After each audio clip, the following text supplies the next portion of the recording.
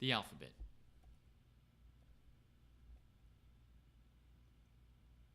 As you probably know, the Romans gave us the Latin alphabet, and we made a few modifications in English over the last few centuries for it to suit our sounds. The Greeks borrowed their alphabet from the Phoenicians, and just like us, modified it so they could have all their sounds represented, including their vowels. The Greeks had a lot of vowels, and the Phoenician alphabet only represented consonants. They took the alphabet wholesale from the letters alpha through tau. Then they proceeded to invent the letters upsilon through omega. The big letters were used by all the Greeks, and the Athenians adopted the alphabet officially, this alphabet, in 404 BC.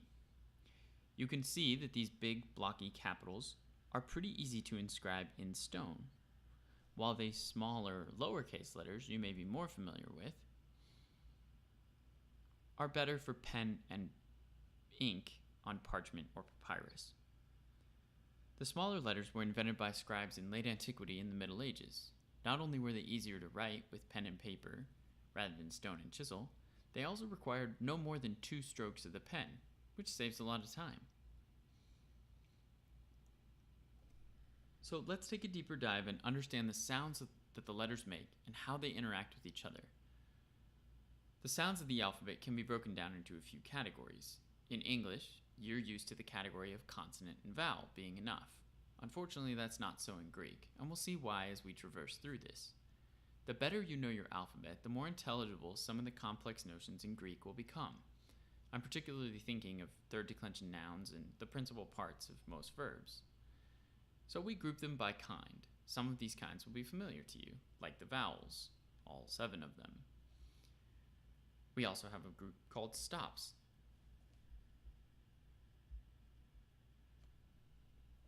We further have a group called liquids, only 4 of those. Just one single sibilant, but it is an exceptionally important sound in ancient Greek, not just because it forms 3 double consonants, but because it's used in a lot of different ways in Attic. Sometimes it just drops out completely. Poor little intervocalic sigma. We have 2 breathings. These barely even seem like letters to us in English, but the first one is a letter, and the second one represents that there's no letter there, but it still has to be there. And the 9 diphthongs, which are formed from the 7 vowels, but we'll cover those later in a separate video. So let's start with the vowels. Vowels are easy, you're thinking. It's just that Greek has more of them.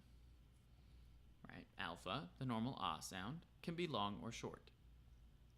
Epsilon, thankfully, is always short. Whereas eta, its cousin, is the always long sound. Epsilon is an eh, and eta is an a. Very frequently, in the middle of a long word, you won't necessarily be able to tell the difference, but we'll practice the pronunciation together and it will become clearer over time. Eh and a. Iota can also be long or short, but whatever you do, don't put a dot on it. You dot your i's and cross your t's, but you don't dot your iotas or cross your taus. Omicron, as its name implies, o-mikron, small o, is always short. Upsilon was another one that the Greeks had to invent, and is a difficult one to make the sound of. It's sort of pronounced like a e, almost like your French, but the Greeks precede the French, so. And then there's omega, which is always long, that last letter of the Greek alphabet, and just a long o sound as opposed to an ah of the short omicron. For me, that's still the hardest one to hear, the difference between omicron and omega. It's very difficult for me to hear, but it takes time. And now the square of stops. It's technically a square because it's 3 by 3. I realize that it's in the shape of a rectangle here. But all those words, labials, dentals, fricatives, before you run off and call your younger sibling a palatal fricative, let's talk through each of these. Since the 19th century, at least, linguists in the West have described the sounds that we make in human language according to the parts of our mouth, throat, and tongue that are involved in producing that sound.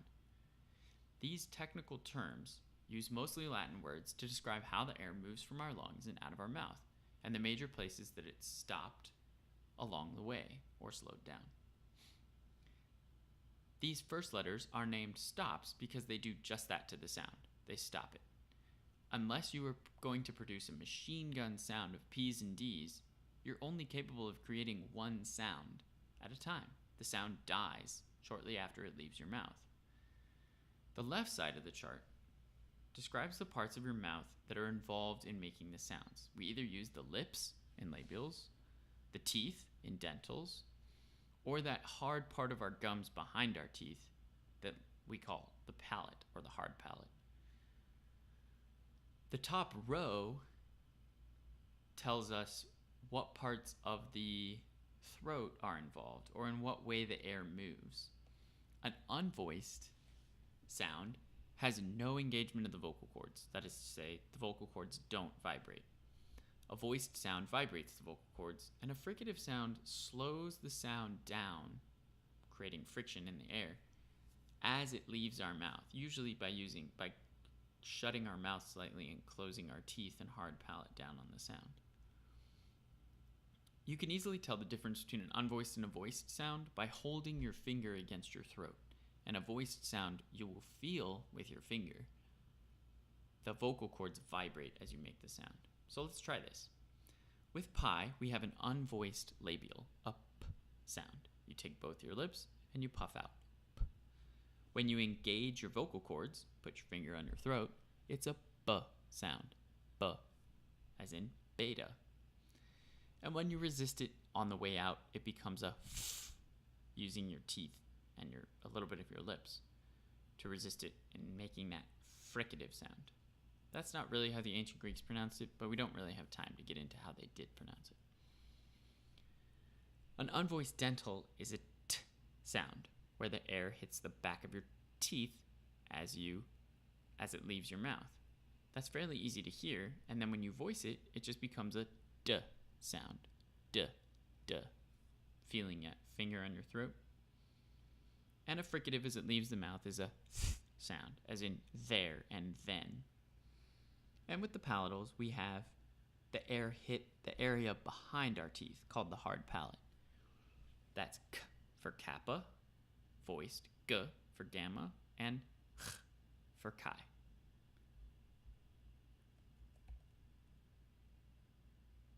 Whew.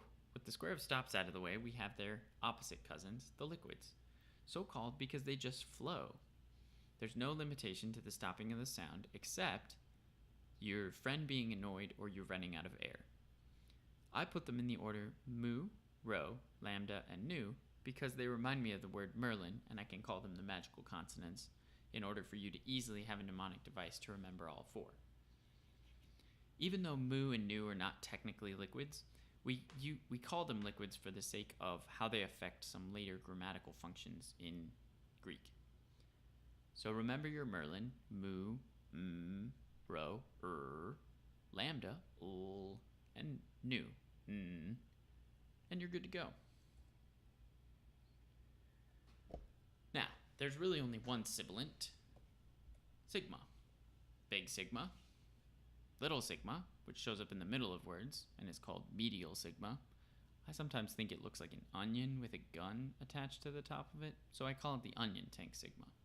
You're welcome to use that term if you want, but most people will look at you funny, so call it the medial sigma if you want to look normal. The last sigma is called either the final sigma or the lunate sigma. It's called the lunate sigma because it kind of reminds people of a crescent moon. The final sigma because this sigma only shows up at the ends of words. So we can take our square of stops and add a sigma to each of those kinds of sounds, each family of sound, and we end up with not a square anymore, but a larger rectangle. And each of those sounds, all labial sounds, can be sibilated, and they make psi and a ps sound.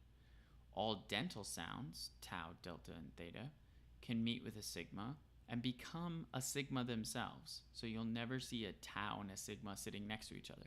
They'll either turn into a double sigma or a single sigma. Occasionally, very rarely, they'll turn into a zeta. Some dialects of Greek thought a zeta was a zd, and some thought it was a tzz sound. We in America tend to pronounce it as a tzz sound, so that's all you need to know for that. And when the palatals meet a sigma, they become a x sound. So that accounts for each of those letters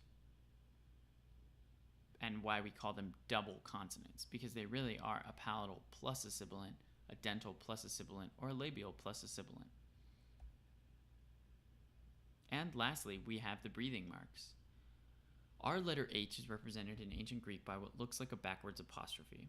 It's called a rough breathing, and every time a word starts with a vowel, you'll see it there, either by itself, as in hemispherion, or in front of an acute or grave accent, like homoios, or underneath a circumflex, like heis. And even the rough breathing in Attic Greek shows up on top of every initial rho and every initial upsilon. But there's also the smooth breathing, which sort of says, hey, there's no H sound at the beginning of this word that starts with a vowel. Amy is an example of it standing by itself. It can stand right next to its accent, as in anthropos, or a, and it can stand underneath a circumflex, as it does in apon.